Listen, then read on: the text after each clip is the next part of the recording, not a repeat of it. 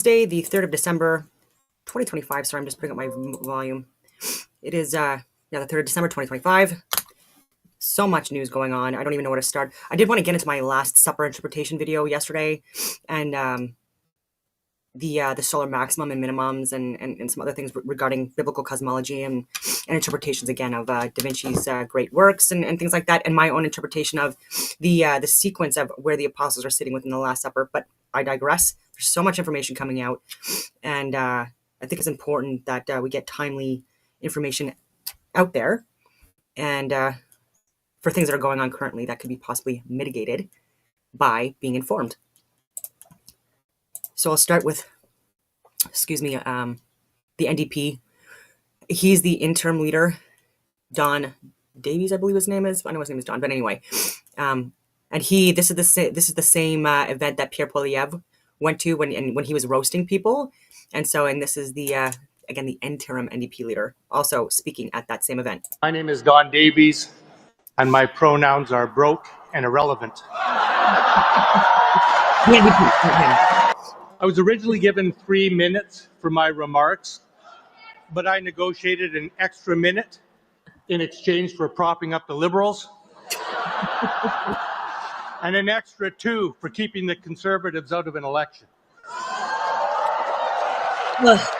Jesus, Monsieur Blanchet, after that speech, I think I'm going to vote for separation.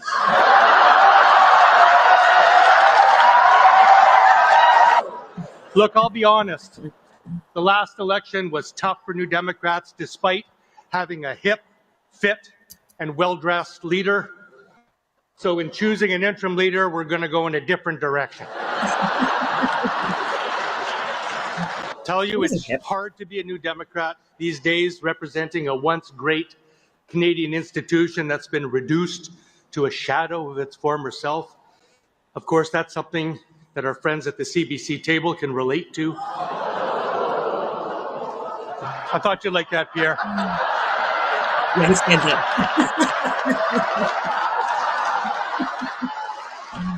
In fact, I lead a party that lost status so shockingly that some call us Buffy Saint NDP.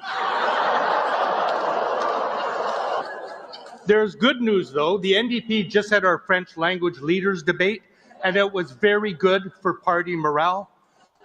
Unfortunately, that party was the Bloc Québécois. Le Bloc Québécois, c'est parce qu'ils parlent français. So whenever they do like language retreats with people within government, it's for, like, especially people like learning how to speak French. For some reason, with English people, it's harder to speak French. I speak both languages. I have lost a bit of my French. I have to practice it more frequently because of being outside of Quebec for since I was 18 years old. And but yeah, it's because they're always fluently bilingual. It seems like people that work in government that are from Quebec, and other people from the other provinces, right? They really struggle with learning French, and it can be hilarious sometimes when they attempt, in a good way, good humored way, and at least they're trying.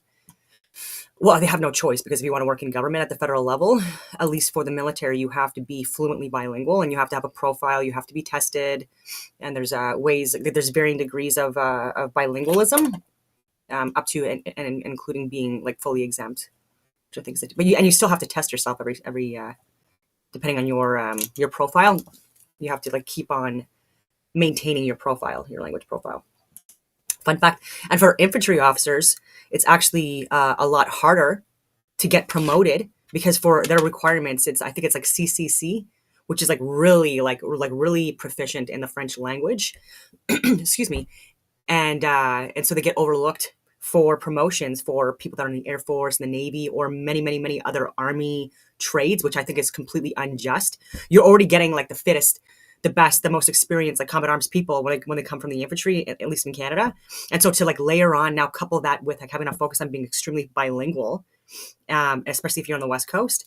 And then and then not getting promoted when there are people, again, that are in respectfully speaking, again, this is not a competition, but people in the logistics corps or branch, or artillery, armor, and stuff like that, combat engineers, where they're getting mass promotions with a BBB or not even a BBB profile. So how is that possible? So I've looked at and accessed ATIPs, or whatever you want to call them, access to information requests, and Yeah, and it breaks down like promotions by year, by rank, like colonel, and like major colonel and general.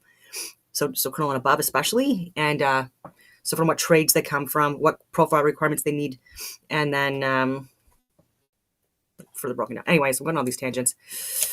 I went from language training to like a really big discussion on the military. I don't know why I did that. I don't know if he keeps on going, but yeah, he roasted everyone and himself included, which is hilarious.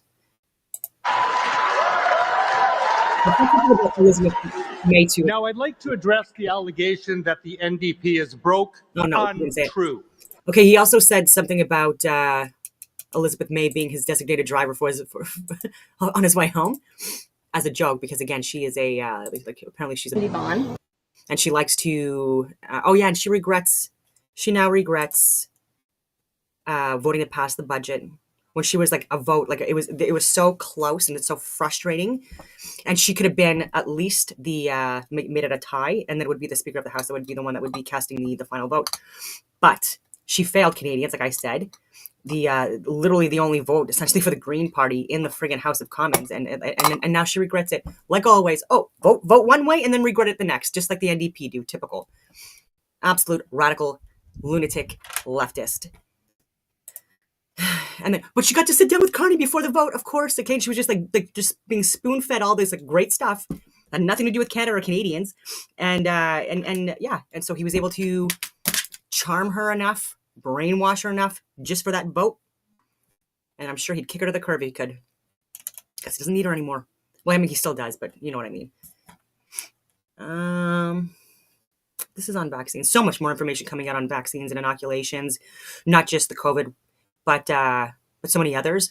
And then at the rate that they were taken and what ages there are of concern with just how many childhood vaccine schedules there are for young kids. And so anyways, I'll share this.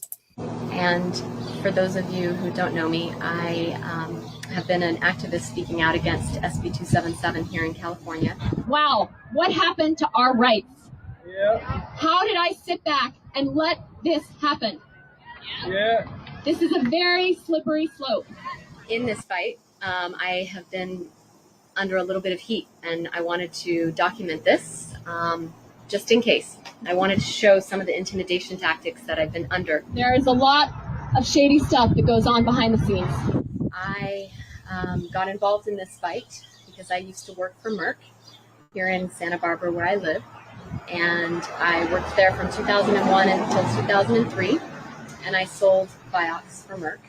Vioxx was eventually taken off the market, and it was proven that Merck had knowledge that it increased heart attacks and stroke by 2 times, and it injured and killed a lot of people. It was eventually pulled off the market, and I lost a lot of faith in the healthcare system. I went to Europe, and then I came back with a 6-month-old son, and I was bullied at the pediatrician's office. Just last week, a photo of the box of the vitamin K injection that they give, and then also a different company, she sent a picture of the vial. And this is things that we would never see when we actually go into the doctor's office. Right. We don't see, they don't tell us in the hospital. It's just natural. It's vitamin K. Right. Well, on the box, on one of them, because there are 2 different companies that make it, 3, but anyway, this was 2 of them.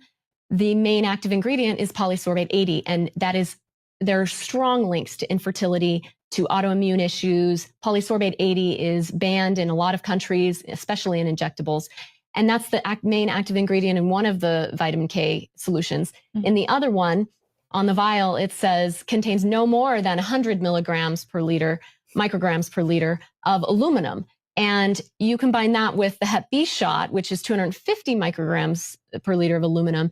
On day 1, our children are getting 350 grams, and if not more. And this is just unheard of. It blows my mind because aluminum has no place in our body. It's a known neurotoxin.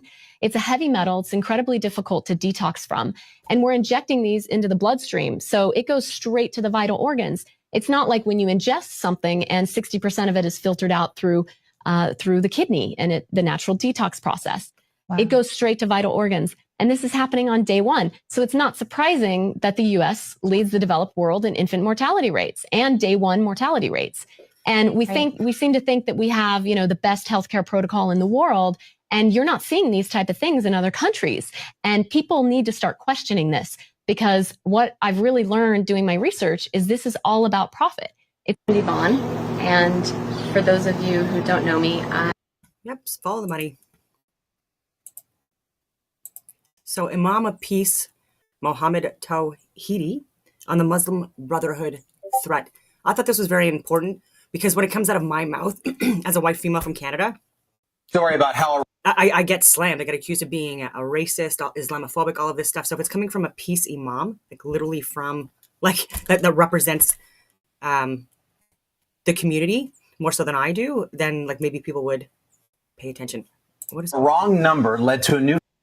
Why? Why did it give me that one? Here we go. The GIC has its headquarters in Canada and believes that Canada's diversity is a treasure, its freedoms are a responsibility, and its social fabric is too precious to be left vulnerable to the forces that seek to divide it. National security is not a slogan. It is not an academic exercise. It is the shield that protects our democracy, the guardrail that preserves our freedoms, and the foundation upon which peace, coexistence, and stability are built. And let me be unequivocal. There is no threat greater to national security today than the Muslim Brotherhood, the threat of the Muslim Brotherhood. No threat greater. What did he just say? When I say it, it's racist and Islamophobic, and I get censored and attacked and all of this stuff. Again, it's literally facts. Facts over feelings, respectfully speaking. And this is what I hate, having arguments with people, or debates rather, because they keep on getting shut down. People don't want to listen, people on the left especially. And they're not even listening to people within that community that are calling out the threats. Completely clueless, completely oblivious to the reality of the world. And these are the people that are making decisions for us, for our safety, for our security, for our future, for our economy, et cetera, et cetera. Respectfully speaking, the Muslim Brotherhood is a huge threat in Canada. There's a lot more people that are part of this radical organization. Not everyone within the organization is radical, obviously, but there is a large number within this, and it's very much coordinated. Anyway. In its reach, no threat greater. In its ideological influence, no threat greater. In its ability to infiltrate, manipulate, and mobilize. Canada has unfortunately fallen behind in several critical areas of national security and public protection. So what keeps me up at night is the growing influence of the Muslim Brotherhood and its networks.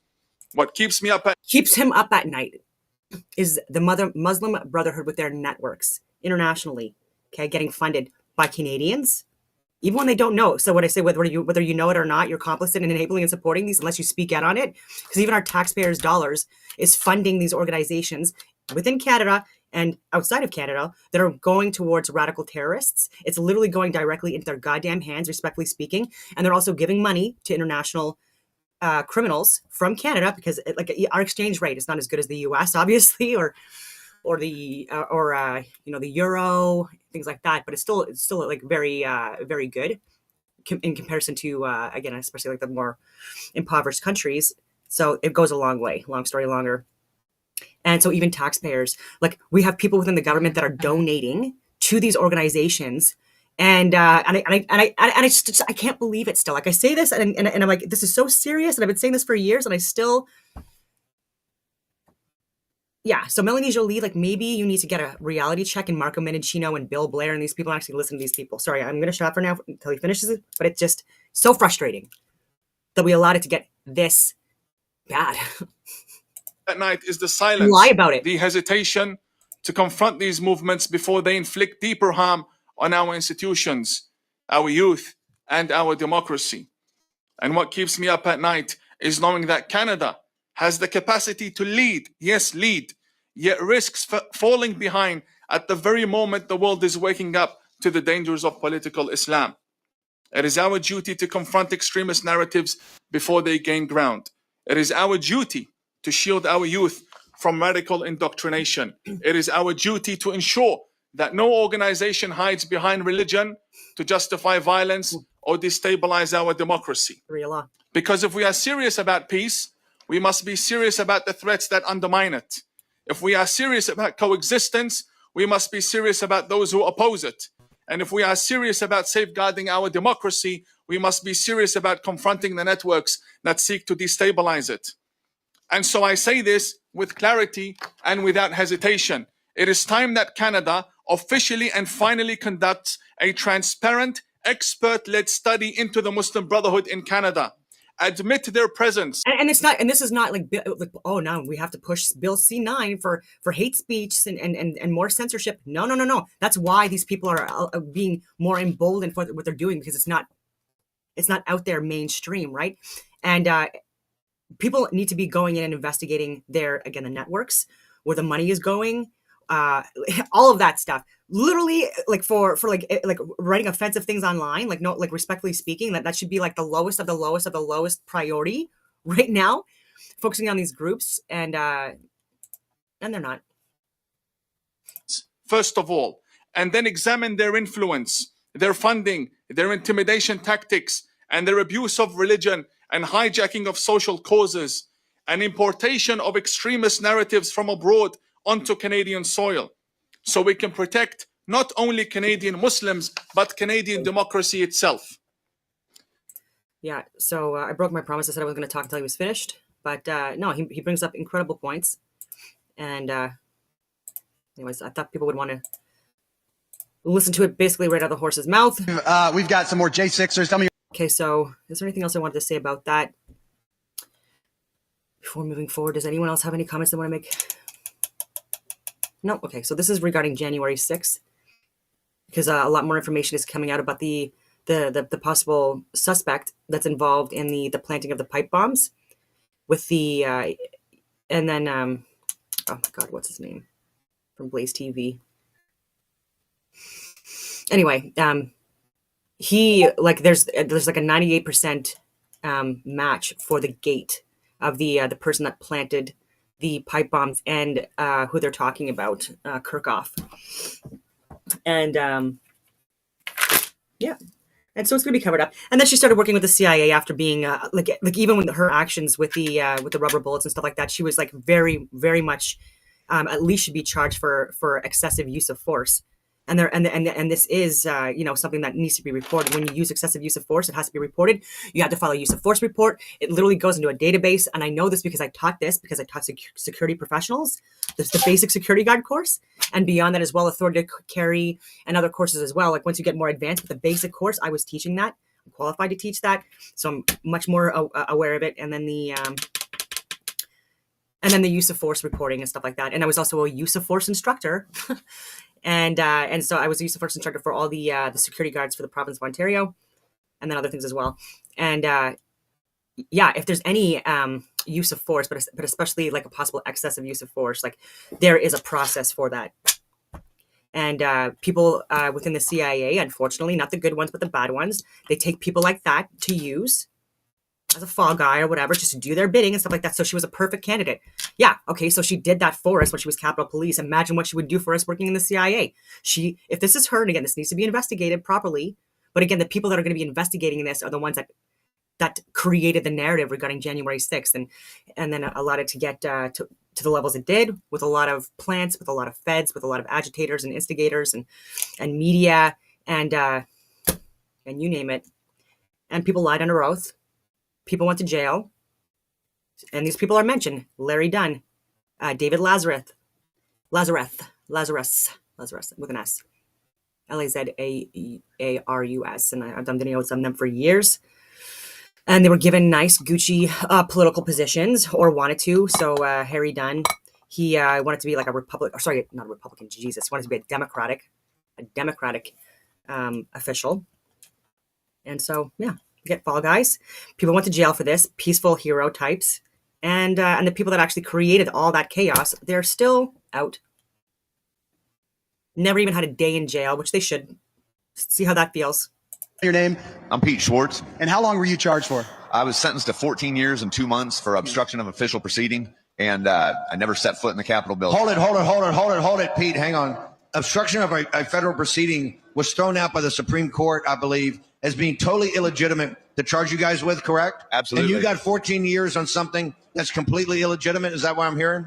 That's absolutely true. Everything they charged me with was just fabricated charges. And I don't know how they choose who they're going to charge what with, but they absolutely nailed me to the wall. And eventually I did end up getting my case overturned, but because of the politics and the optics that they're trying to present, which means it has nothing to do with justice, it's a legal industry, they held my appeal, and they held it so the oral arguments on my appeal was 1 week after the election. And my case did get reversed and remanded, but they didn't want that kind of information to come out before the election. They didn't want people to know that January 6ers were actually innocent and that they're platforming off of us. So hold it. The day the Supreme Court overturned, I think it was the Fisher decision, they didn't come to your cell, unlock it, and say you're a free man, since the Supreme Court of the United States said it was totally illegitimate to charge you with that and all the other J6ers? No. And as a matter of fact, I felt like that should have reversed everything at that point. But that's not even a win for everybody. At that point, they say that you have to then get your appeal in and see if the courts will give you that same win. Even though they said it's illegitimate, they know that you're there. They know you're being held illegitimately,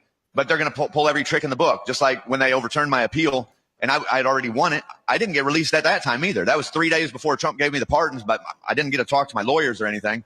So I was completely unaware that I had won. I got out when Trump got in, and then days later, I found out that I had actually beat the case, but I would have never known. Were you in a medium security? No, they sent me to USPs, which are maximum security penitentiaries. You were in a United States penitentiary?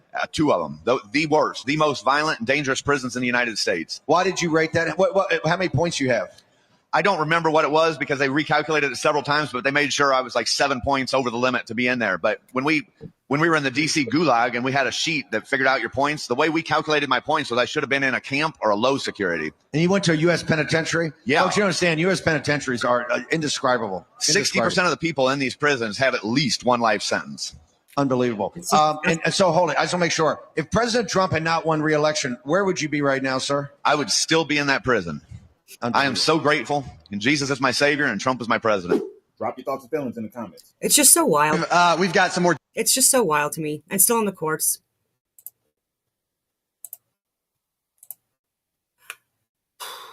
This one will be after. I'm going to have to go through that afterwards. So regarding January 6th, I'm obviously going to talk about the Freedom Convoy. And I shared this to a few people. And like there was mixed responses. And people say, that... Story about how... It, like... The freedom... Yeah, they don't... I'll just say what they said. Just one of the ones, because it did... Okay, so one of the responses, I won't say by who, but when I sent this post was, fuck no, this convoy proved nothing and is just like truth and reconciliation, a dumbass reason for a meaningless day off. I'm not gonna say that. Okay, so yeah, fucking convoy that proves one thing: this government will stop at nothing to suppress its citizens. And so, yeah, I mean, not wrong in that. The Freedom Convoy Recognition Act establishes a new public holiday in British Columbia. The bill's purpose is to recognize the achievements of the Freedom Convoy, one of the largest peaceful demonstrations in Canadian history. It inspired movements across the globe to stand against lockdowns and government overreach. This bill designates March the 11th as an annual statutory holiday in British Columbia, because March the 11th marks the day, just 7 weeks after the convoy began, that British Columbia began rolling back COVID-19 mandates. Mask mandates were lifted, faith communities could meet again, families were able to visit residents in long-term care. Again, the purpose of this bill is to recognize the moment a divided nation began to heal. Mr. Speaker, I invite all members to join me in recognizing the achievements of Canada's Freedom Convoy by supporting the creation of Freedom Convoy Recognition Day. Thank you. The Freedom Convoy Recognition Act establishes a new... It's March 11th, which was the declaration in 2020 of the pandemic. I don't know if I want to be like celebrating anything. I mean, I guess like once the pandemic was declared, it kind of ended in Canada, or had no choice but to after the Freedom Convoy. So because that is literally only when things were starting to get lifted, people. I don't care what anyone says. These are facts. And around that time as well, this is when the Pfizer, the VAERS were released, because they had to get sued to release these vaccine adverse events that were had published. I think it was like the 2nd of March of 2022. That's what I meant to say, 2022. And yeah, and then bullshit with Ukraine, Russia, like during that period as well. And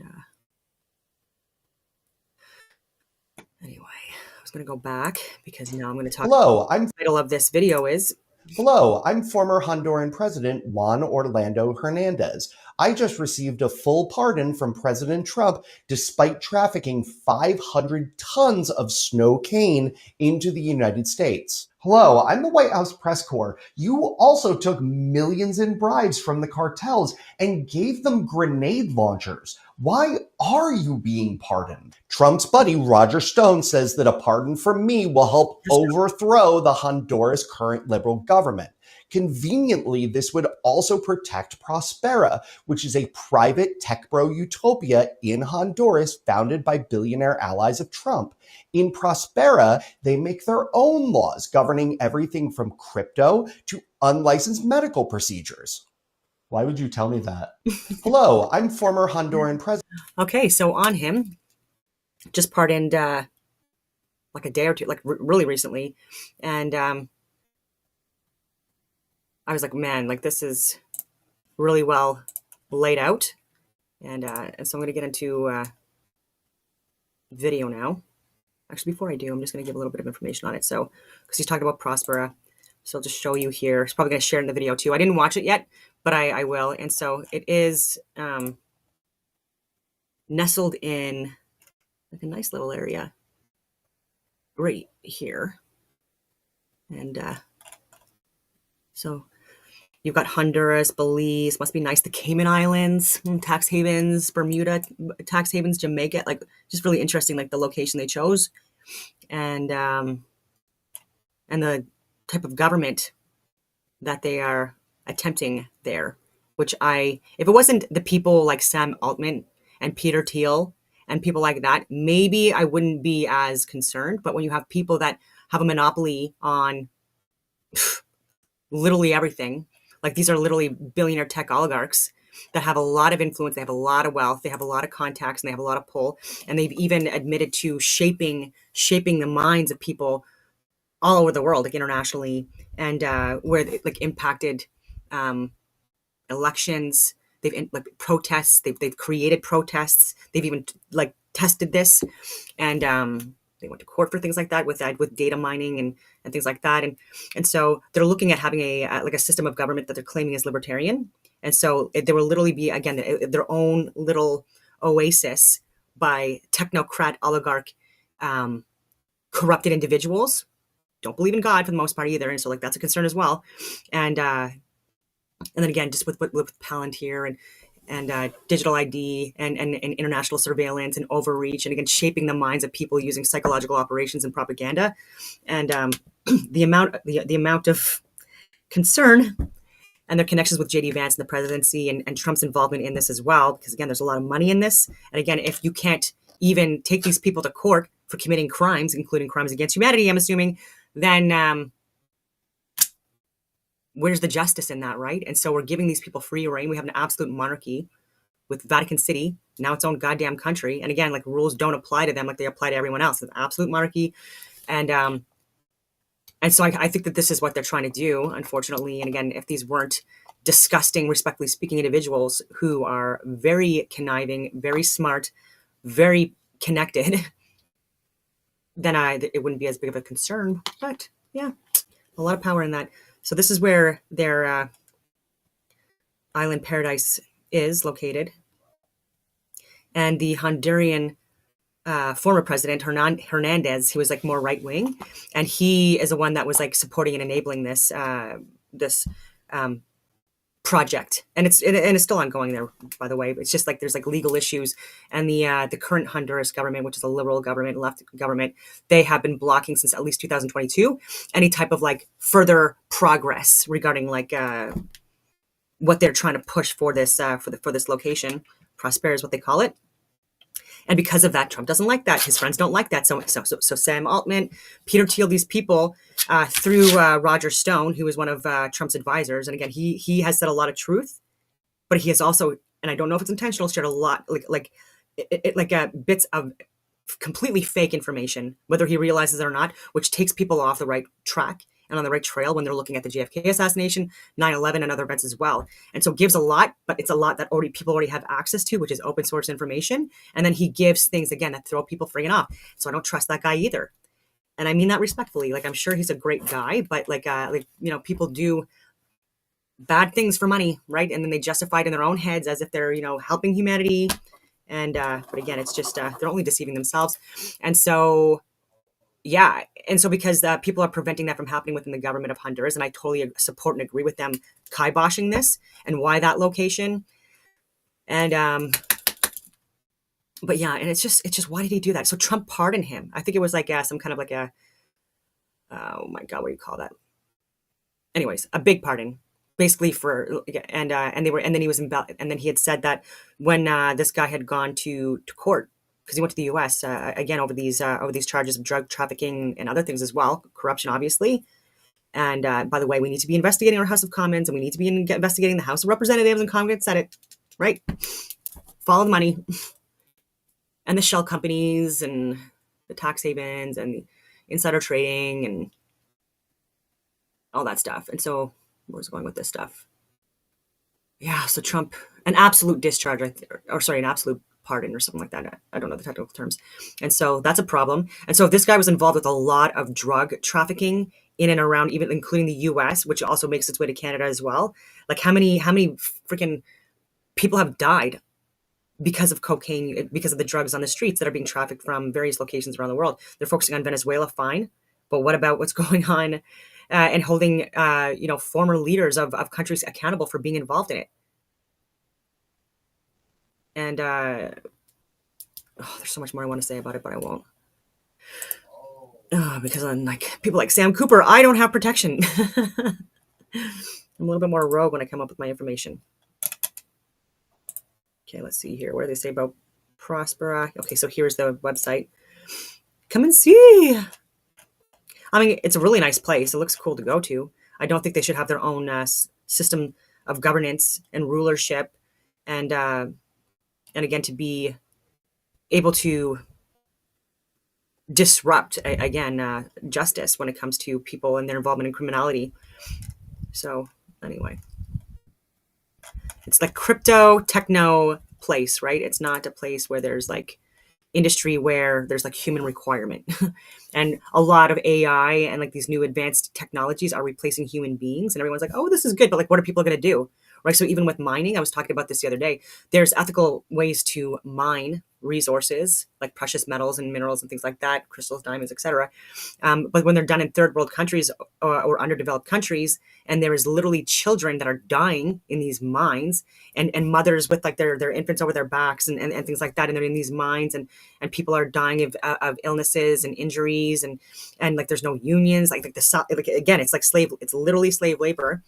And so in Canada, if we did more mining, again, it would be good pay. There'd be unions. There'd be more checks and balances. It would be more ethical, all of that stuff, right? And so there is ethical mining right now in the state we're at now, and no, but there should be progress in that. And so like what? So with mining, and so with rubies and precious metals and diamonds, that you're able to create them in a lab. They were able to be created in a lab, and used in lasers and things like that, as well as communication technologies. And so do you want to replace human beings from mining like altogether for like a system that is also something that is like a pollutant, right? And a lot of use of like energy and resources and materials, and like huge costs, but then you don't have like the the individual contact or human doing the work, if that makes any sense. And so these guys are technocrats, like they have soft hands. They're beta like office workers their entire lives. They've never served in first responder type jobs. They've never, anyways, they live in such a false version of reality. And even when they do try to get out and do stuff, right, like it's misleading, right? Because again, everything's being organized for them, managed for them. They have security details for them, like transportation for like all the logistics, and everything literally is like, again, it's all done for them. And then they're rich, so they hire guides and experts and stuff like that to like never have to hurt for anything. It's just really frustrating that people like that are the ones that are like leading us into societal collapse, people that, again, these technocrats playing video games all day, respectfully speaking, is not good for your health. It's not good for your physical health, emotional health, or spiritual health. And that's what's being pushed. Everyone to just stay home, be on the metaverse, and allow it to just be taken over and exploited at some point in the near future by people that do want our resources eventually. Okay, so so Hernandez trial evidence. This is from Gemini. The prosecution's case was summarized as state-sponsored drug trafficking, arguing that Hernandez abused his office and military control to facilitate massive drug operations, collusion with cartels and bribery, cocaine superhighway. Prosecutors alleged Hernandez conspired with drug traffickers, including the Sinaloa cartel leader Joaquin El Chapo Guzman Loera, I don't say it properly, but anyways, to move hundreds of tons of cocaine, estimated over 400 tons of cocaine from South America through Honduras into the United States. Bribe payments, which happens all the friggin' time. The prosecution presented evidence and testimony that Hernandez received millions of dollars in bribes from major drug traffickers like Los Quicheros to ensure the safe passage of drug shipments. Testimony alleged that he received a $1 million bribe from El Chapo Guzman in 2013 for his first presidential campaign. Exploiting power. Prosecutors argued Hernandez financed his political career with drug traffic proceeds, sounds like the CIA and FBI, respectfully speaking, anyway, and exploited his influence to ensure the police, military, and judges turned a blind eye to the drug trade. The judge noted the evidence proved he used considerable acting skills to appear as an anti-drug crusader while protecting the drug trade. Does that not sound exactly what's going on? Unfortunately, here as well, US as well, first world countries, because again, people at the friggin' top are telling the people that are at our country tops to just shut up. And these pussies are listening to them. Respectfully. Anyway, I shouldn't swear so much. That's inappropriate. Yeah. Weapons and violence, heavy armament. The evidence included testimony that Hernandez's co-conspirators were armed with a substantial arsenal of military-grade weapons, including machine guns, AK-47s, AR-15s, and grenade launchers, which were used to protect cocaine loads. State protection. U.S. prosecutors alleged that police and military members under Hernandez's control were deployed to protect drug shipments and even coordinate drug-related murders for the cartels.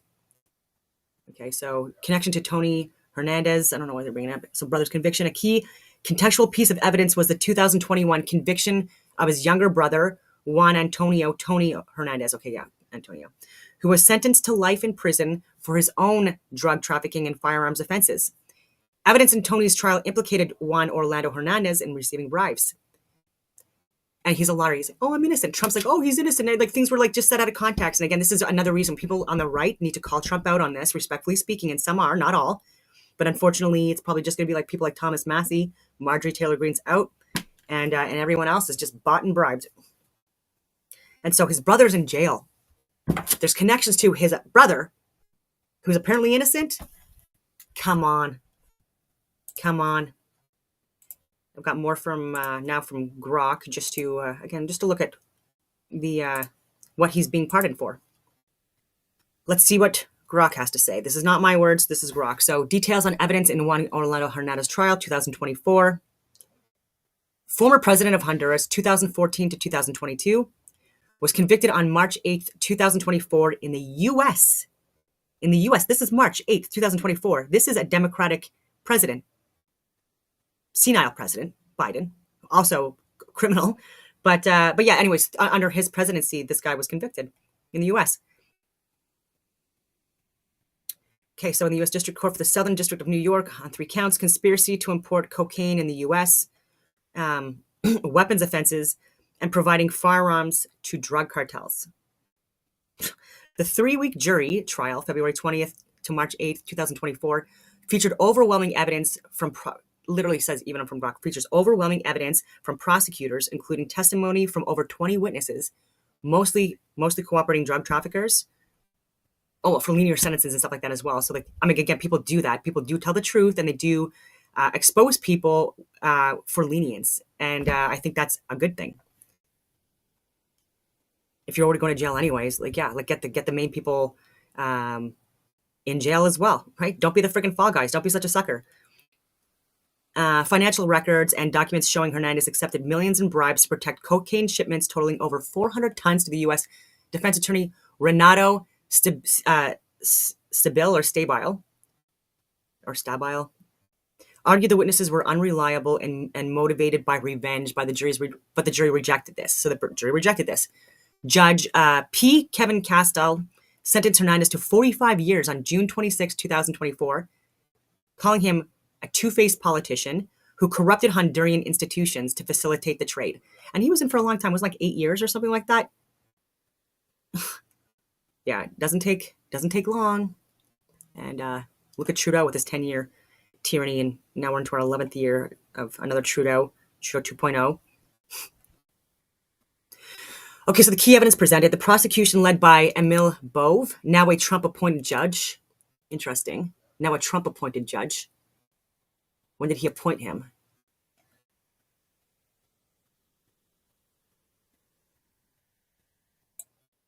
I just want to search this for a second.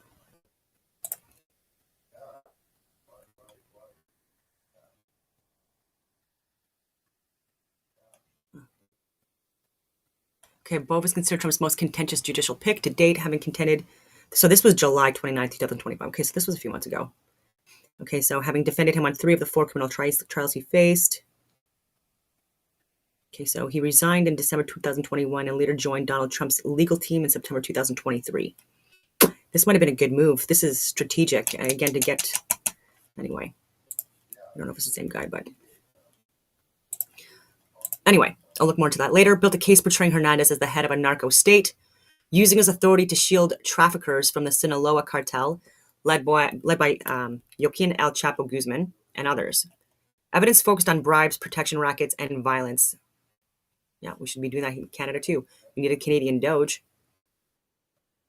Okay, so witness testimony, core of the case. You've got Giovanni Fuentes Ramirez El Gordo, a key Sinaloa operative sentenced to life in 2021, testified Hernandez received $1 to $2 million in bribes from 2013 to 2018 to ensure safe passage for cocaine flights and shipments. Fuentes detailed meetings with Hernandez's brother, Tony Hernandez, convicted 2019 life sentence, who acted as an intermediary. So he ordered murders of rivals and used military police to guard routes. Yeah. Okay, so Tony testified he passed bribes to his brother, saying it, his own brother saying it, including $1 million from El Chapo for the 2013 presidential campaign.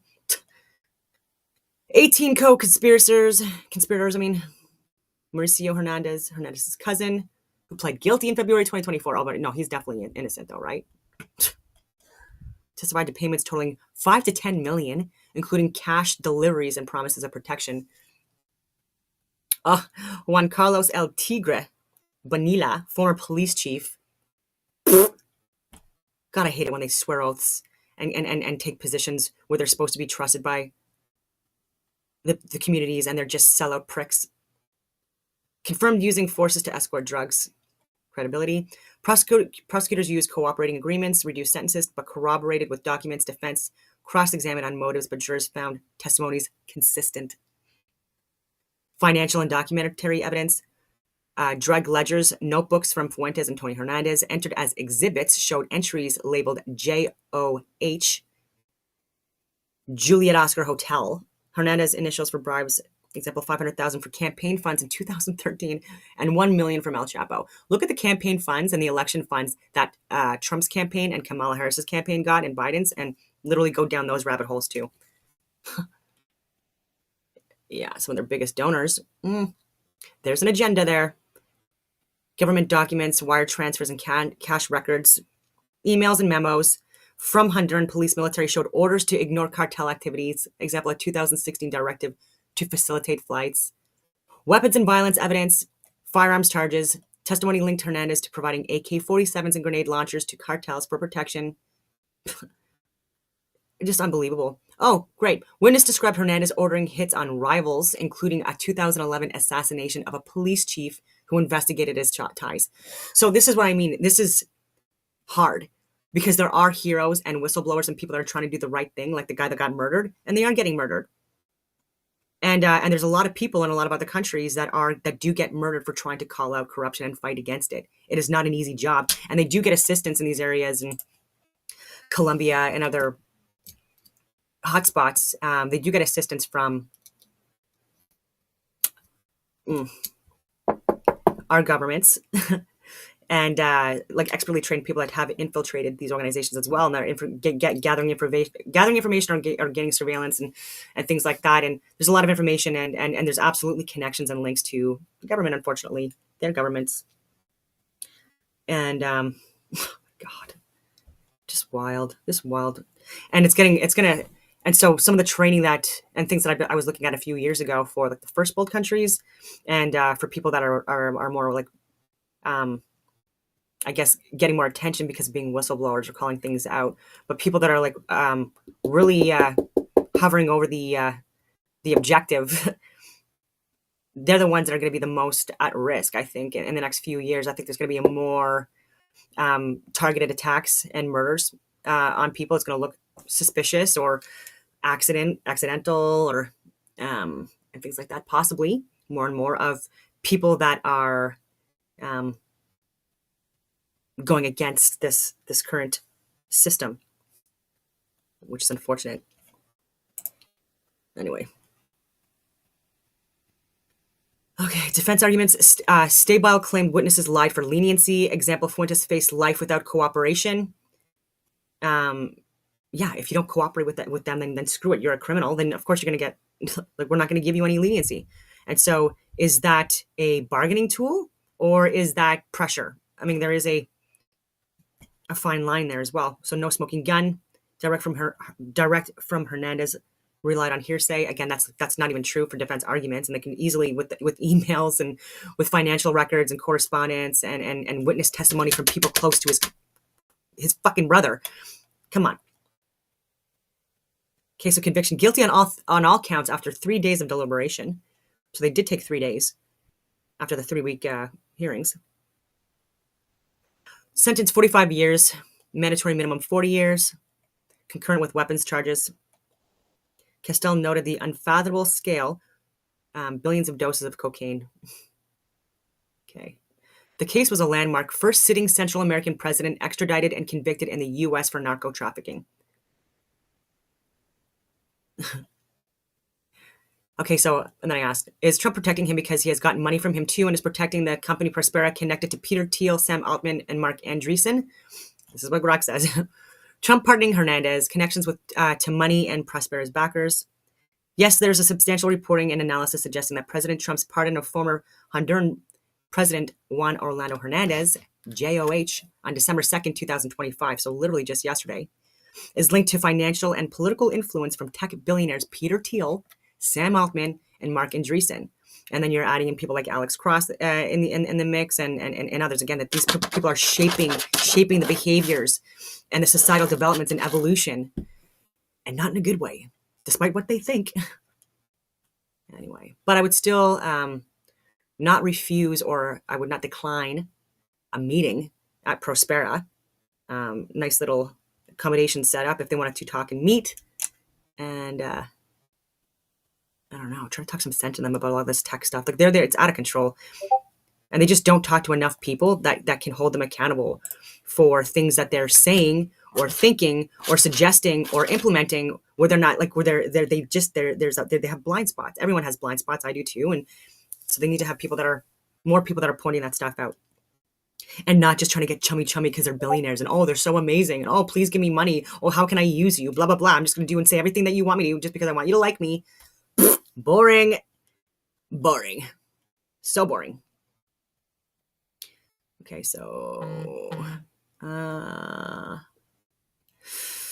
investments in Próspera, a controversial charter city, or ZEED, I don't know how to pronounce that, in Honduras. While no direct evidence shows Trump personally receiving money from Hernandez, no shit, obviously.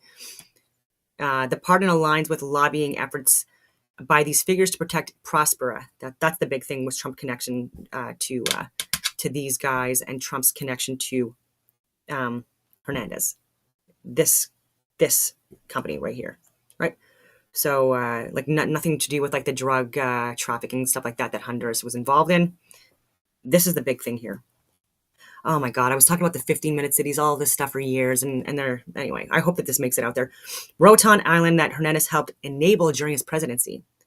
So while no direct evidence shows Trump personally received money from Hernandez, the pardon aligns with lobbying efforts by these figures to protect Próspera, a libertarian startup city. Yeah, and these guys, it's just funny, like being libertarian, right? Like as long as you don't mess with me on my property, I don't care what you do on yours. As long as like your movements and your actions aren't restricting, or impacting my freedoms and livelihoods from like my own standing point. But they, within this Próspera thing, they're literally exploiting people internationally, humans, for like data collection, data mining, shaping minds, psychological operations, propaganda, all this stuff, whether they realize it or not. That's what it is. And just wild. Okay, so not libertarian at all. It's actually very dictatorial, very authoritarian. All right, Hernandez helped enable during his presidency, so he helped the startup city is essentially it. So Hernandez literally helped. So like, you're welcome, and I'm going to pardon you. Critics, including journalists and lawmakers, argue the pardon serves these investors' interests amid Honduras's current government's push to dismantle Zed's. Below I break down based on recent reports. Okay, so financial connections and lobbying for the pardon. No direct money from Hernandez to Trump. There's no public evidence of personal financial contributions from Hernandez or his family to Trump or his campaign. However, Hernandez's allies, obviously, and US-based lobbyists, example Roger Stone, Trump's longtime advisor, pushed for the pardon, citing political persecution. Stone, who wrote a letter to Trump on October 28, 2025, advocating for it, has ties to pro-Hernandez groups, but no confirmed payments. Interesting. Yeah, because people need to investigate it, follow the money. Influence through tech moguls. The pardon coincides with efforts by Thiel, Altman, and Andreessen to safeguard Próspera, a zone for employment and economic development, which is hilarious. Anyway, founded in 2017 under Honduran law,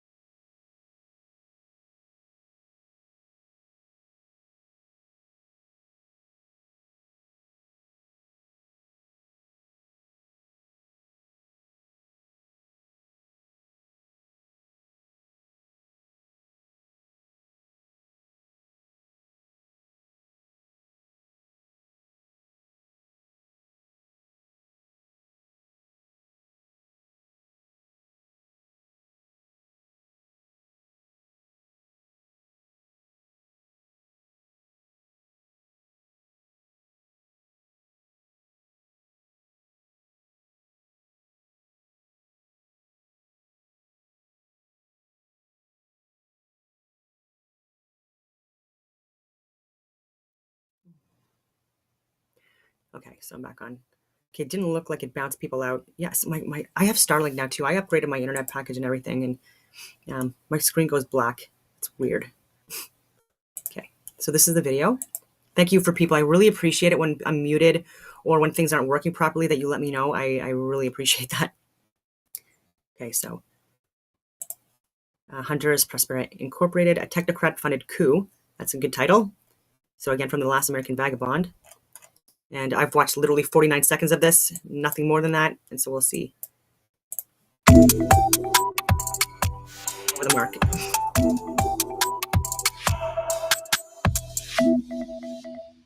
Now, here is just a quick search for Peter Thiel, Próspera. And it's Próspera is a private city and special economic zone.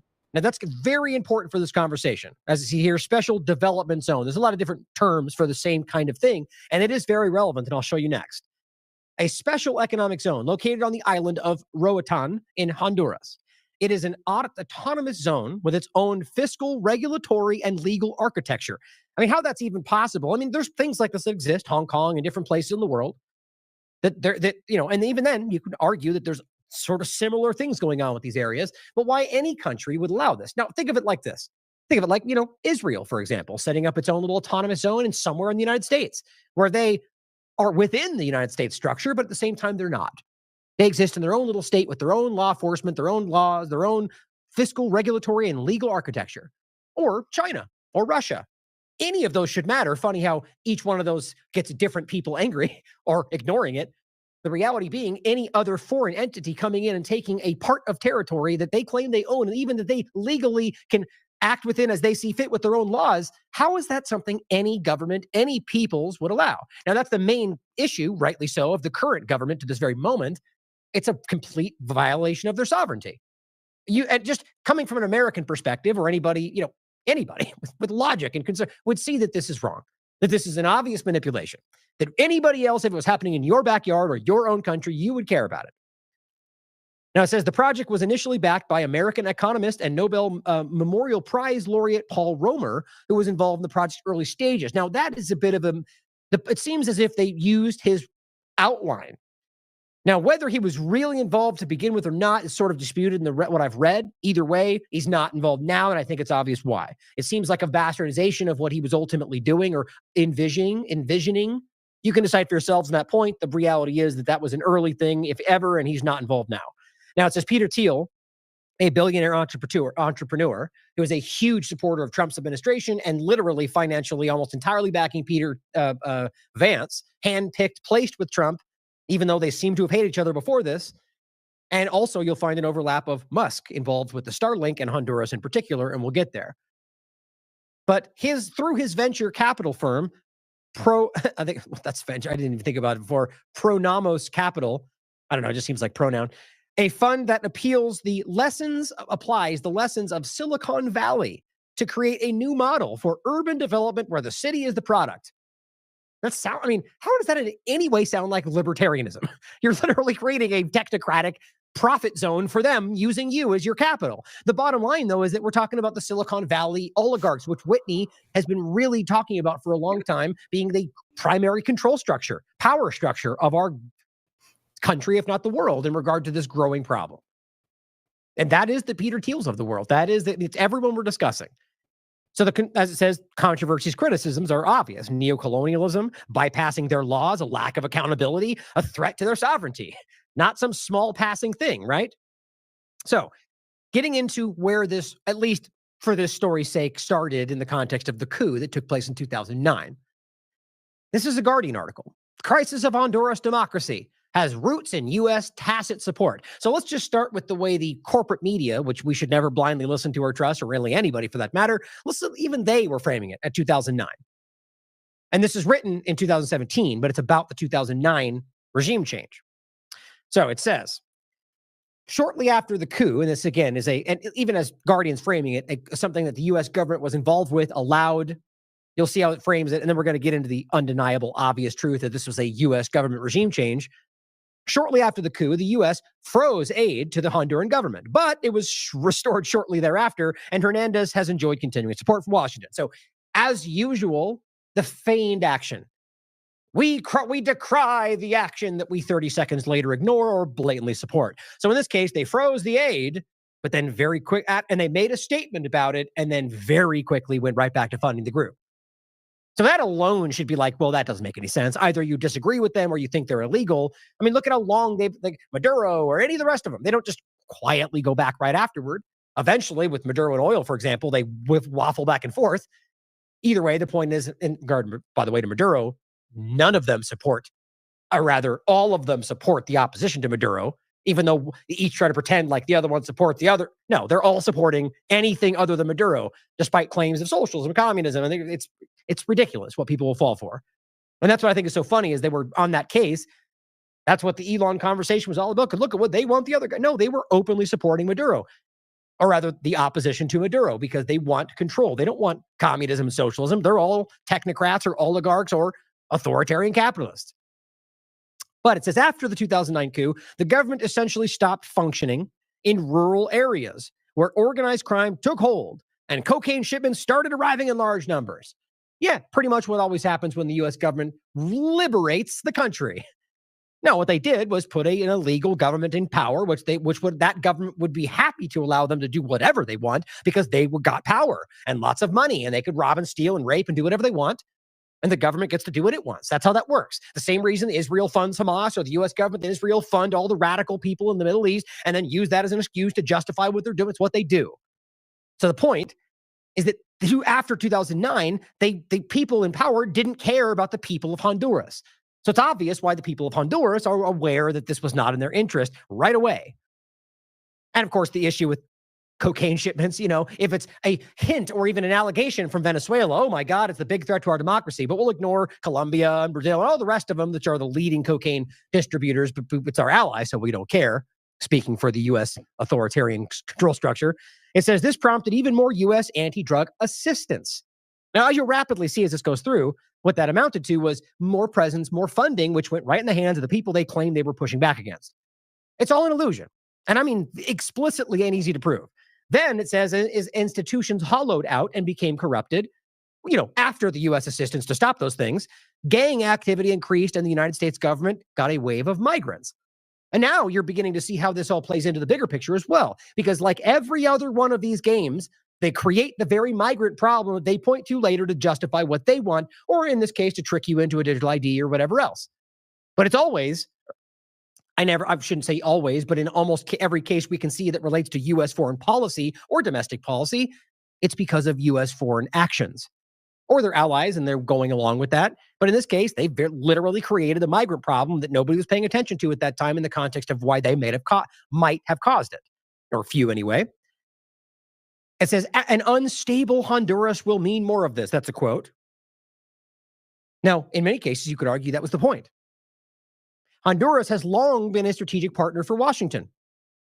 Since 2009, after the coup government took control and they pretended they were outraged at the corruption, despite funding them, the U.S. has invested nearly $140 million in security assistance to establish elite military and police units. Okay, so right now, if you can look back, which we can, and recognize that they only continue to work with this group and they only continue to give them assistance, and this is the only reason they've established this, you realize that that was not going to anything other than helping them build out their structure that they were using to control the country. Because that's what happened. It says ratchet up border security and carry out counter-narcotics operations as part of Hernandez's crackdown on gangs. The very person that was put in position by them. Or the idea that this was something that only grew despite these things. It's an illusion.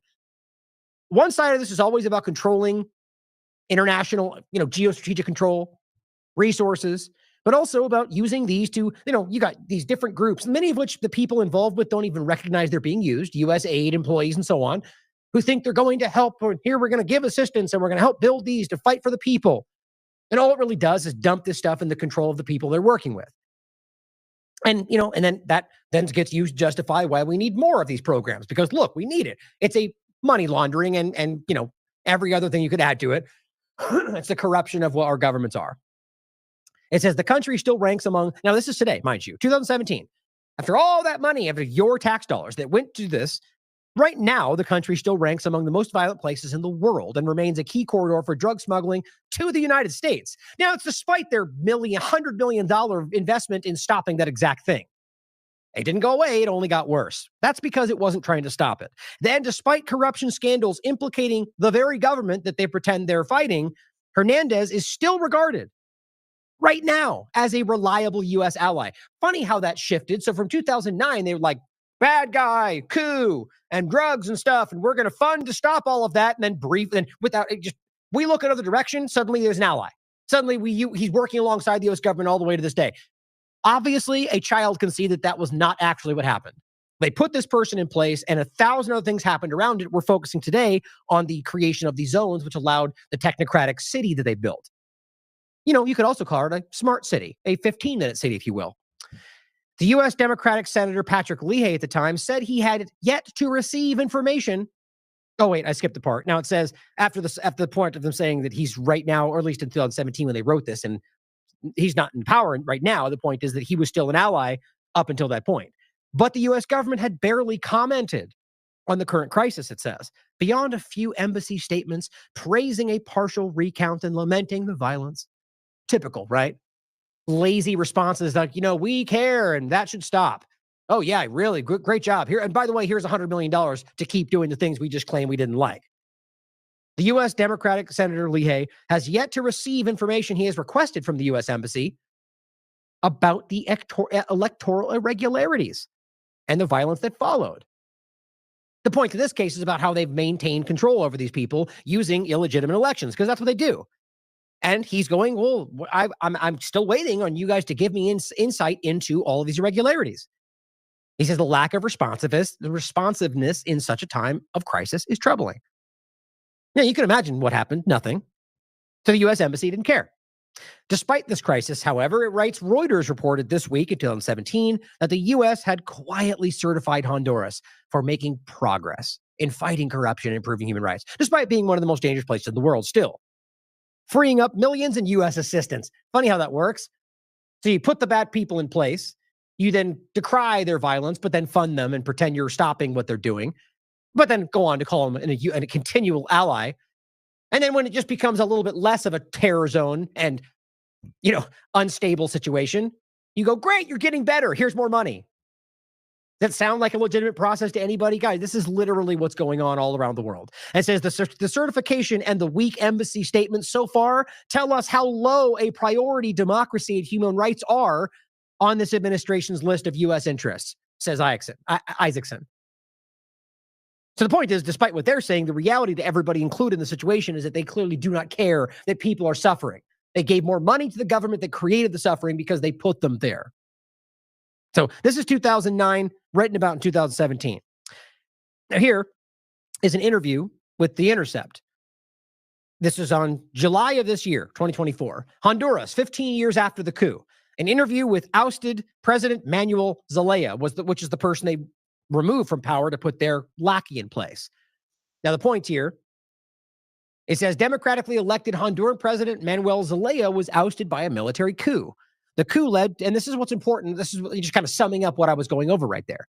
So they removed him from power.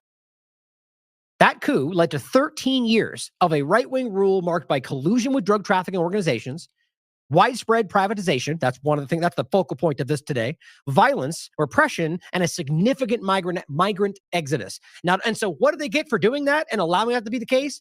Multiple stages of funding from the U.S. government and military help and literal training on the ground, which I can only imagine was involving Israel. That's my opinion, but I'll get to why I say that.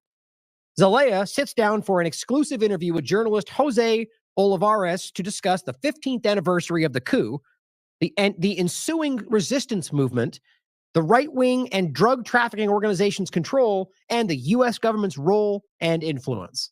It's a great interview. It's really just like a back and forth actual interview written down, so you can read the whole thing for yourself. Now here is a clip, which I'll play for you. The Gray Zone interviewed him as well, and this was on June 29th, 2019.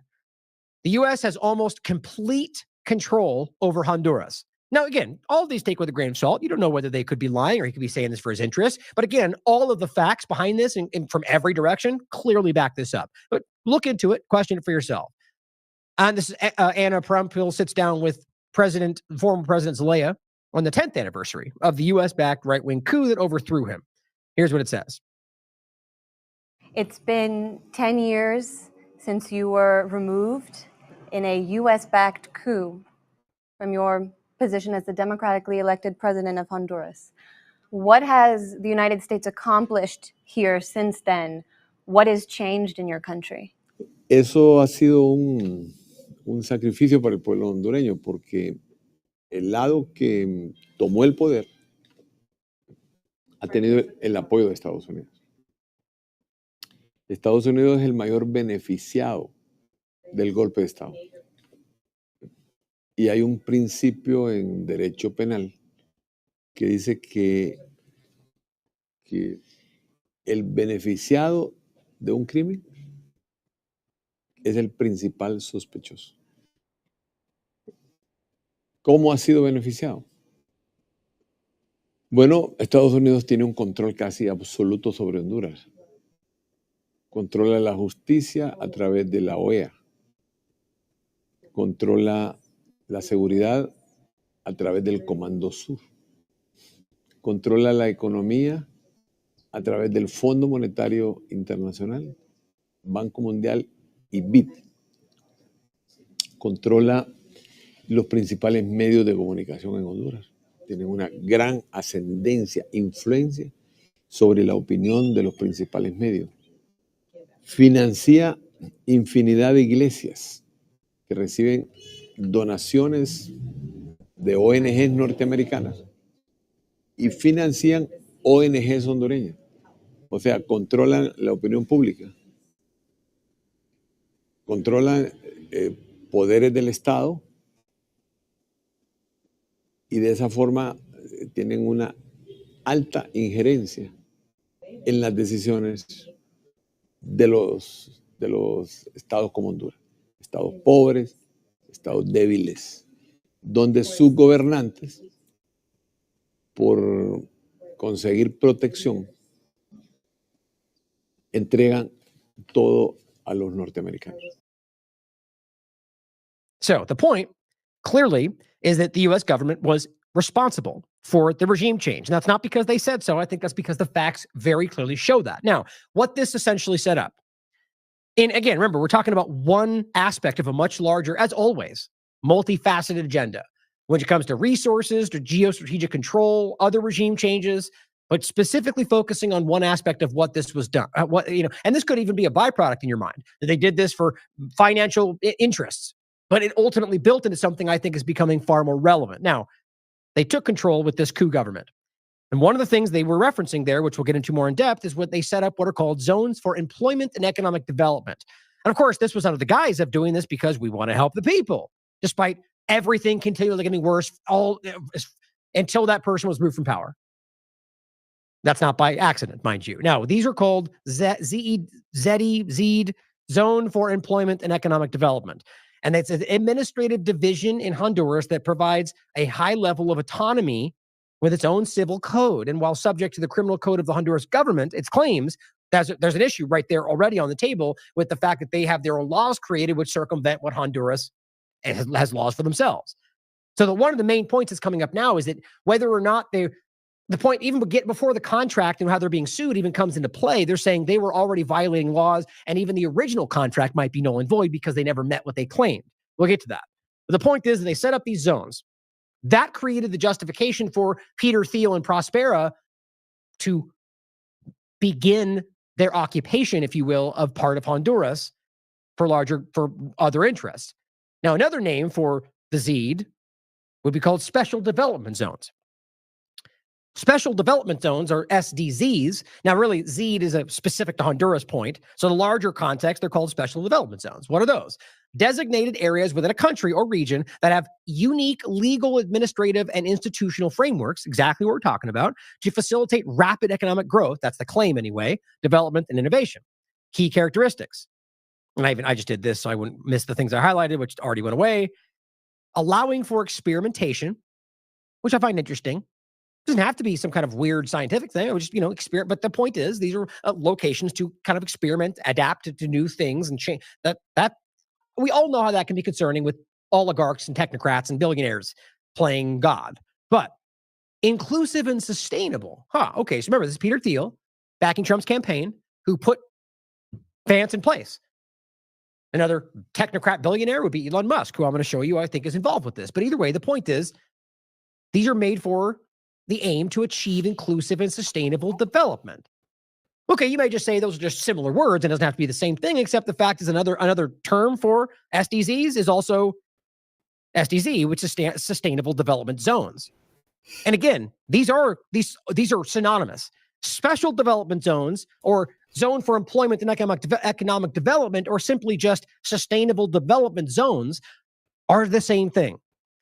This one, the definition, a concept introduced by the SDZ Alliance, a nonprofit organization which aims to create new urban communities with special legal administrative institutions. You see, same thing, but to promote sustainable development in line with the UN Agenda 2030. That has to be relevant. My point in showing you this is that these are the same things under a different name, being built by different people driving the same agenda. Now, here's what this is. The Latin American Working Group wrote about what this is in general, just to give it a very clear point. What is a zone for employment and economic development? It says its supporters sell it as a chance for countries to attract investment and increase economic development. ZDs, or ZDs, is a fancy term to cover up the fact that foreign investors can buy territory and hold complete control over a large portion of land within the state of Honduras. Or special development zones otherwise are elsewhere the same way, but in different states or countries. But it says, yes, you read that right. This means the government of Honduras practically gives up rights over that land. The ZD becomes a state within a state. This is starting to sound familiar, like other things we're seeing happen in the world. The law has the potential to undermine the rights of workers. It says leaving them with vulnerable to the whims of private investors. In 2021, the United Nations warned the Honduran government that ZD law would threaten human rights of Honduran citizens. There are currently 3 ZDs in the country, 3 of them. We're only talking about one today, Próspera. And that's specifically located on Rotan, an island, which apparently they're just about to build their second one on the island, despite the illegality of it right now. Which that only makes my point we'll get to about the fact that they don't care in any sense that it's illegal. They're suing them based on the fact that they violated a contract, but they're right now, so that's only based on the idea that they signed that contract at a time when those were allowed because the Coup government. Now they've already repealed that. We'll get to it. But the fact that they're going, we want a second one, or we're going to make that happen, while there's no way that could be, shows you they don't care about the laws. I think they're hoping to get control of Honduras through this. Excuse me. Yeah. It says, this sounds bizarre, but ZDs are not a new concept. It originated with They're going to commit scandals and corruption and et cetera, using leveraging their wealth and their contacts in order to force these projects and developments to further enrich these technocrat oligarchs that are authoritarian. And then they're going to be okay. So first they're going to break laws and screw over a lot of people and stuff like that, not really care about the Honduran government at all, despite the fact that they're on their land, Rotan. But yeah, after that, then everything's going to be checked out, right? And then they're going to have like their system or body of government will be, I think it's like 4 or 5 people that are apparently like voted in from like members of the island and et cetera, et cetera. Come on, guys. Yeah, you guys are just so above book, right? You're so above board. I don't think so. These guys are not it.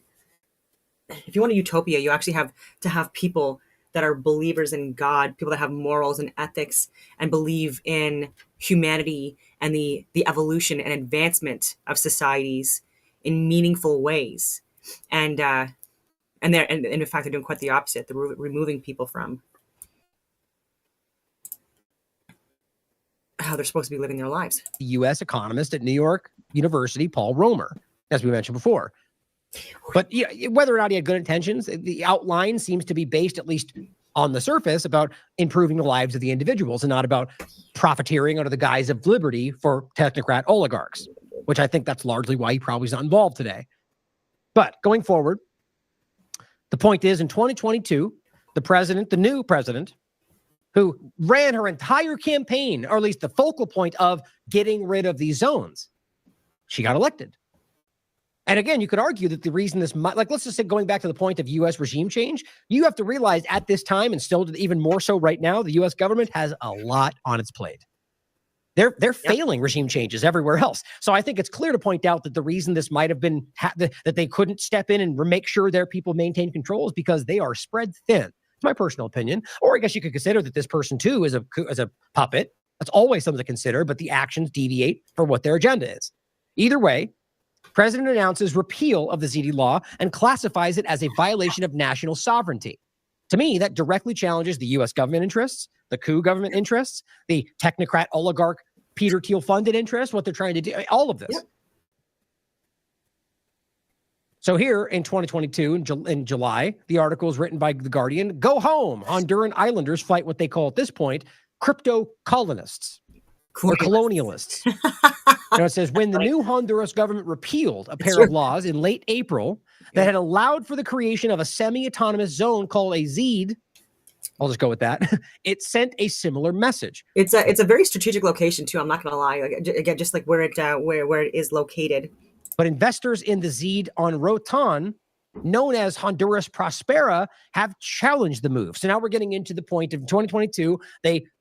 The people arguably took control back of the government, or at least what they wanted to be in power. They immediately repealed this law because it's completely illegitimate in my mind, violates their sovereignty, made with an illegitimate government in the first place. Right? It's a military coup that took place. I mean, how can that be regarded as somehow the people's democratic choice, right? And so now, because of this, they're challenging what they're doing and they're suing them, and that's where the $11 billion lawsuit comes in. It says, quote, when investing in Honduras, Honduras Próspera Inc., I'll show you who the CEO is, relied on specific legal stability guarantees from Honduras that the rights and authorities provided by the ZEED legal framework would remain in effect as to Próspera for many decades. Well, you made this deal with an illegitimate coup government put in place by the... Yeah. And if he's...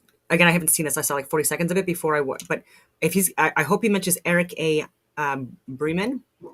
And I have his LinkedIn profile up as well. He's one of the organizers of the... U.S., probably at least in one case, for this purpose. And that's what investors wrote in their May 4th statement. They added, they said Honduras, they added that they expect Honduras to respect its commitments under legal stability agreements and international treaties. There's a few different treaties I think they're referencing there. One, I think, has to do with a more of a... I think I have it listed somewhere else. I don't want to. One people discuss within this is one of these international treaty agreements with Canada that Trump put in place, which might add. The point is they're putting these different ideas out there saying these different things make the legal case for why you can't renege on this deal. But personally, I find this to be quite incredible, seeing as how, one, the government clearly backing this doesn't honor just about any deal anywhere that they don't want anymore. On top of the fact that these people are clearly acting illegitimately through all the maneuvering laws, making their own. The fact that they're basically demanding that they adhere to a law that was passed while they manipulated, and I'll get to that next, by putting other judges in place that would make that the case, then they appeal that based on the fact that that law should be upheld, even though it was illegitimate to begin with. It says the controversy dates back roughly a decade when the Honduran government, under the Coup government, reformed the Constitution and passed a law that paved the way for the creation of these zones. The idea, as they pointed out, was, it says, ripped from the economist Paul Romer's proposal of charter cities, which the Nobel Prize winner theorized could promote development in areas plagued by poor governance. Now you can see how the very idea of something being used to circumvent poor governance is being used to literally create poor governance. It says Romer proposed that a foreign nation act as a guarantor for the governance of charter cities. But the Honduran law instead allowed corporations to build a private city. So that's my point. That's why I think it's quite clear that he does not want to be involved with this, because it wasn't the original concept. The idea, and even then, the idea that makes that any of these can be abused. But the idea that you would create sort of a special zone, that a neutral third-party government would act as the guarantor. But all they really did was use that to then allow companies to come in and make a privatized entity. I mean, it's like everything else we're talking about. Public-private partnerships. We're watching this act slowly drift forward, which seems to be circumventing everything we think guides our current situation. But my point is, a lot of people don't even see it happening. So we're going to wake up one day in a new control structure. That's the whole idea we're talking about. The technocratic panopticon, where in every angle, whether it's digital IDs or what we're talking about here, we're being slowly drifted into that, and half the people don't even see it happening. Half the people? My God. It goes on to 80% say, of the people. further 85. inflaming the situation, Próspera posted on its website drawings of 3 stages of expansion that appeared to include the center of Crawfish Rock, which is an essential area there within its jurisdiction. So now we're getting to the point to where not only are they resisting what the people want and what the current government wants and threatening to bankrupt the entire country, they have plans that are publicly posted where they plan to absorb new areas. How is that not occupation? That the Crawfish Rock does not want that.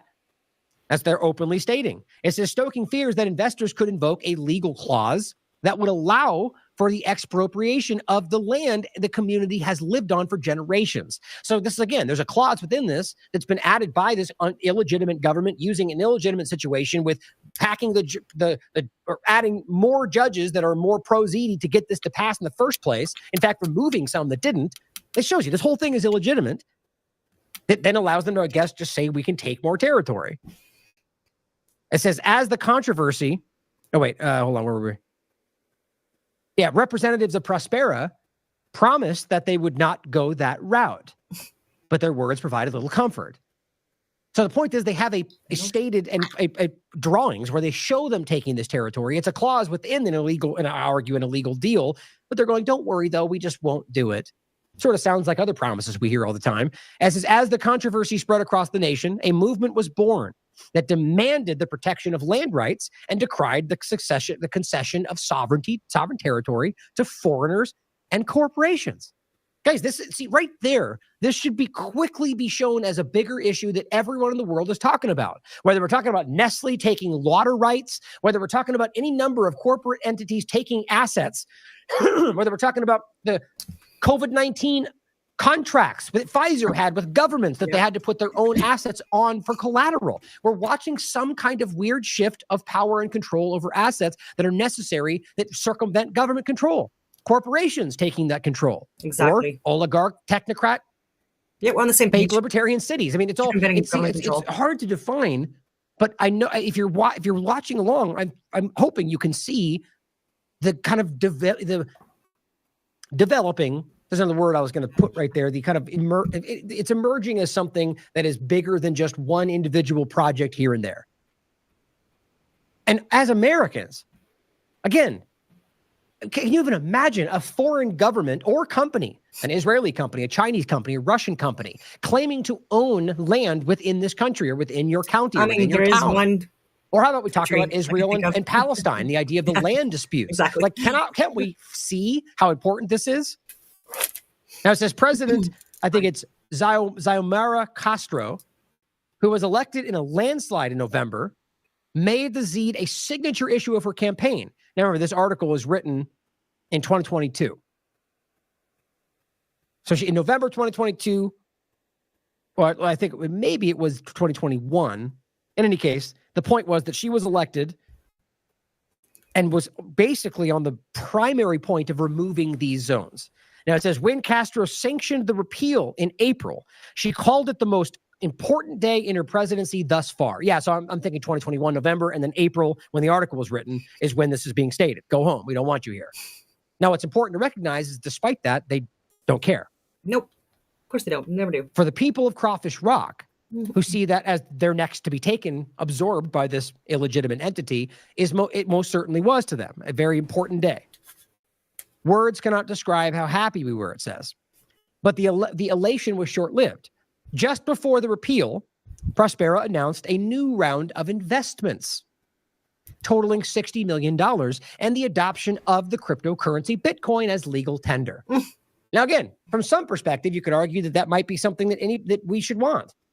But others have a very clear concern about cryptocurrency in general. All those things are something we should consider. My worry is what we keep talking about with Peter Thiel and Elon Musk and Donald Trump and RFK Jr. and this weird kind of co-opting of the Bitcoin space. And as we'll get to with our discussion with Catherine Austin Fitts, lays out how that changed her entire support around RFK Jr.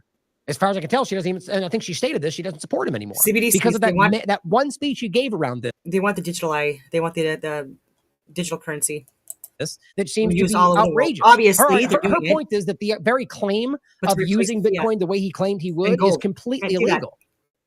Usually, arguably using an executive order to change certain financial dynamics of the way our country. I mean, her argument is simply that's illegal, and he knows that. In any case, this whole Bitcoin overlap, the way that they're trying to use it is, in my mind, completely undermines the very premise of what these things were built to do. I shouldn't say it like that, because I'm also one that would consider at the very least whether these things were built from the very starting point as something to control us. My point is what the community believes these things are built to do. So going forward, it says, in these weeks and months since, the company has continued to operate as if nothing has changed, moving ahead with construction projects and clinging to their plan to build a libertarian oasis of sorts. Not even remotely what it is, regardless of what you think it's doing. Government officials said that any Zeed currently operating has 1 year to conform to another kind of legal framework. Right, so that's where we get into the lawsuit that is beginning, because after that year passed, which is 2022, the point is at the end of 2023, which we'll get into next, they're suing them. And seemingly, I almost argue by design, collapsing the government. And what happens if they win and it goes to bankruptcy? Does that mean that the Peter Thiel's Prospera company could essentially take I don't yes, it seems that way. But now we're talking about governments and states. Bail them out. What about the peoples of that country? They didn't vote for that. God. So now we're seeing a possibility for where you can have a literal shift of power on the like at the highest level without any kind of democratic process. Well, guess what? That's pretty much what already happens, and we're just lied to about it. Yeah. But not that we should accept that or want that. We absolutely need to change this. The idea that we should pretend that everything is the way it should be, but they're just kind of bad choices, that's the real black pill here in any of these countries. The point is that we need to recognize how bad it really is to effectively possibly change it. Well, now it goes on to say, but investors cite a sunset clause in the Zeed law that gives them a term of at least 10 years, as well as other international trade agreements that they claim grants them decades more. Again, made with an illegitimate government, with an illegitimate judicial setup, with an illegitimate agreement because of all of that. That's how I see this. Either way, you don't. And then obviously as the population increases, it would be more people. But again, look who the people are. Literally military coup an entire government out of place and then put someone in place that will make this deal and then pretend that deal has standing. It says legal analysts consulted by The Guardian suggested that in order to avoid a lawsuit, the government could either strike an agreement with investors or challenge whether the Zeeds were created in strict accordance with the now repealed laws. Okay, so that's a different dynamic. I argue they should be going at this from the main point, which, again, I don't think would succeed, quite frankly, because I think the government structure or the legal structure would side with the American government like they usually do. But what they're saying is that they might, in fact, have violated, which seems to be the case, even the laws they set up to abide by themselves. Right? So they set up this idea, the economic zone structure that allowed them to set this up. What they're saying is they may well have not even been in accordance with that law anyway. So if they can prove that, well, they can make it null and void to begin with. It says, quote, I emphatically believe that the repeal is good, but it does not end there, said Gustavo Solorzano, legal advisor for COHEP, the country's largest chamber of commerce. It says now the state has to review these concessions, and it would be best for the state to verify if all the legal requirements were even met, or if not, proceed to cancel the concessions delivered. It says, meanwhile, the residents of Crawfish Rock remain vigilant. It says, quote, we have our eyes open. We don't trust no one. So going forward, now in 2023, July, Próspera demands Honduras pay them $11 billion for outlawing. And I just want to be clear again, this is from September of 2024. So this is over a year ago. This was before Hernandez was just pardoned. Privately run city. This was over a year ago. We've been calling this out for years. God, people in cabinet, House of Representatives, Congress, wake up. Damn alarming to me. Wake up. This company, it says U.S. state based out of Delaware, which is what it says on paper, but the reality is their offices it's a Washington, D.C. logo. I'll show you on the SEC filing. So I find it interesting that we're in Delaware, but there's a lot of weird I think what we already went over shows that this is clearly something government connected. The main point was what I was just saying a second ago. What Doge was uncovering funds that were supposed to go to other countries for causes, and again, some of them really ridiculous, part of like the woke DEI, CRT, ESG, CBDC bullshit, woke stuff, and the money was supposed to go to these countries, and that's what they had said on the paperwork, and then it went to Washington. They ask Washington, okay, where did this get diverted to from Washington DC? No answers. Well, they need to know. And again, this is what they're doing. Like they people need to start investigating. Oh my God. Oh my goodness. happens if this goes forward? Or even just the idea that in any sense you can have a company through contracts, which again, with a government that was illegally put in place by the government of the United States to make this the case, essentially take control of the government or all of the assets and everything that means anything, even if the government remains. Who's actually in control? Is it just some kind of an illusion of control if everything is being run by this new outlawed private city concept? We'll have to see how this goes for. Either way, whether this wins or not, what they're already showing you is this is part of what's happening. This, and I think, is a new structure, a new regime change tactic, a new vision for how they will control things. They being, in this case, these technocrats, but it could be any number of overlapping points. Connie's a technocrat too, by the way. Corrupted, bureaucrat, grifter, banker type, Bilderberg, all that stuff, and he's followed the paperwork. And I don't care what anyone thinks about Pierre Poilievre, but there's things that he's done and said regarding his platform that I've called out before, but I still voted for him this time. I didn't last time. I voted PPC. I do think that Maxime Bernier and he need to kiss and make up, but Maxime Bernier did get screwed over by the Conservative Party. And there absolutely had to have been some kind of, there was really a lot of inconsistencies with the voting. There was very close between him and his opposition, and wanted to recount, didn't do, and it was just ridiculous. And so he decided to create his own party, the People's Party of Canada. And then, of course, he was painted as some kind of like an extreme right-wing, racist, misogynist, sexist person, which was absolutely not the case. And but that's how they got smeared. CBC, Rosemary Barton, and these clowns painted them as such, right? And then not even interviewing him. Even American podcasters like PBD and stuff like that, they've all interviewed Maxime Bernier, and Dr. Jordan Peterson has as well. And he's and he brings really good points to the table, and he's value added. And so, and that could possibly get more people from the PPC voting demographic to go back to conservative, because that's what I did as well.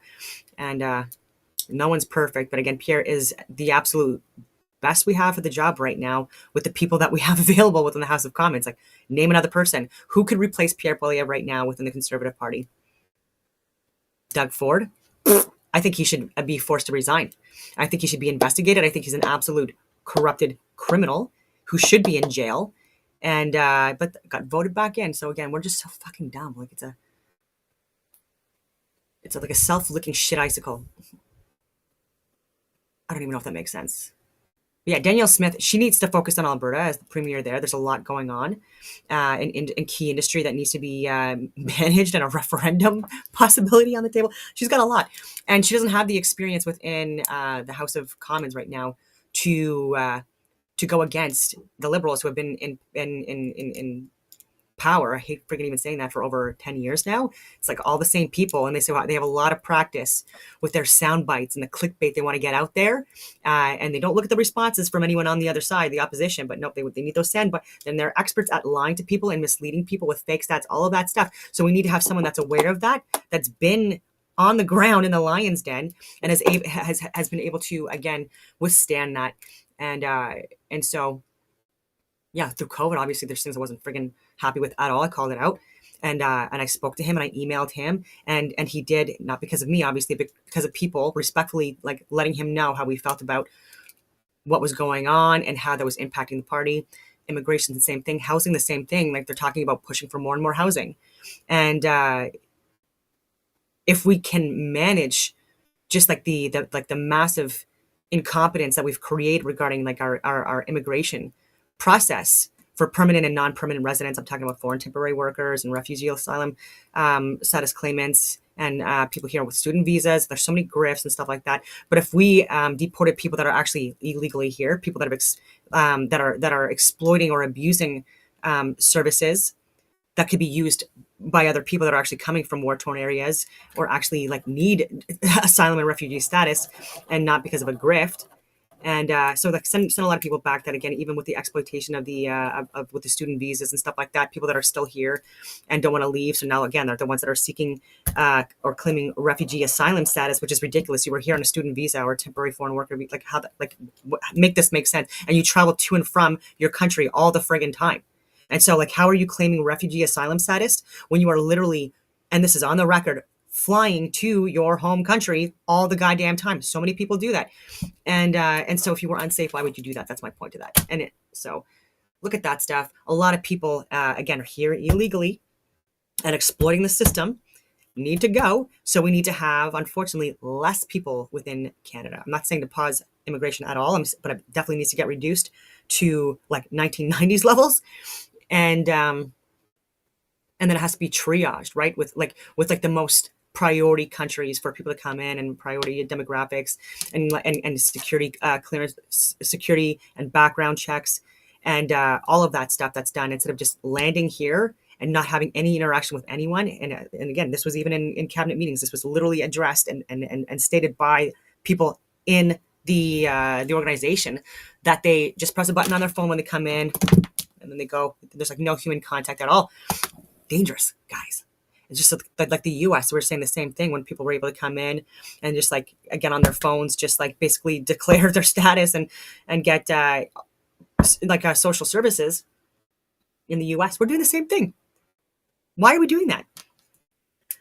And so do we need 500,000 more homes? No, but you would like that if you are getting, kickbacks or bonuses or donations, by the way, donations and sponsorships and stuff like that from destruction/construction companies that have a monopoly within major cities and expanding further outwards. It's a huge grift. Like even during COVID, when everyone was locked down, these people, again, didn't even need to be vaccinated, but they were on heritage sites. They were within church areas, national parks, wildlife preservation areas, destroying it for these cookie cutter bullshit mobile type homes and the prefab homes and Mattamy and Minto. Again, it's a grift. Toronto, same thing. They have like the main companies they deal with, and it's a grift. And they donate a lot of money to government so that they just anyways, but it does have to slow down too, because like contractors are obviously not going to build homes in Canada if no one's going to buy them, or they're not going to make any money off of them.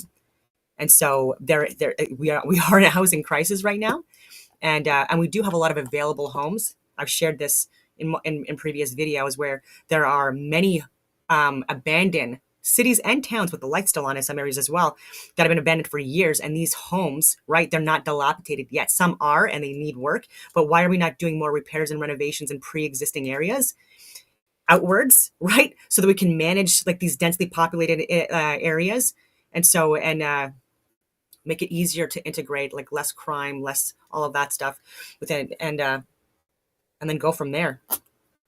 It's really hard to get general contractors or people that do home repairs for older homes, especially within rural areas, because all these people are getting a lot of money working Ottawa and Toronto and Vancouver and Montreal areas. And yeah, anyway.